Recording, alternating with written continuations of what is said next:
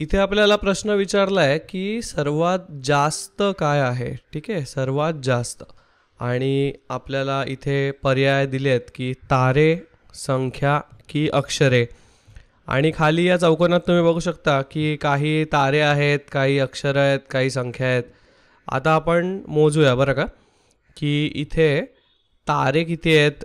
तर तारा हा समजा आपल्याकडे पहिला तारा आहे, हा दुसरा आहे आणि हा तिसरा आहे. तर आपण इथे लिहून घेऊया की आपल्याकडे 3 तारे आहेत. त्याच्यानंतर संख्या विचारल्यात तर आपण बघूया की इथे ही पहिली संख्या लिहिली आहे 1 आणि इथे अजून एक संख्या लिहिली आहे 2. तर इथे एकूण 2 संख्या आहेत.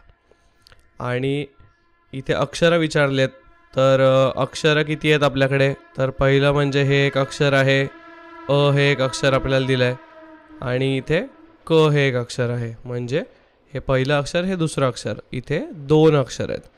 आणि प्रश्न काय विचारला आहे की सर्वात जास्त काय आहे. तर आपल्याकडे तारे हे सगळ्यात जास्त आहेत, म्हणजे याचं उत्तर आहे तारे.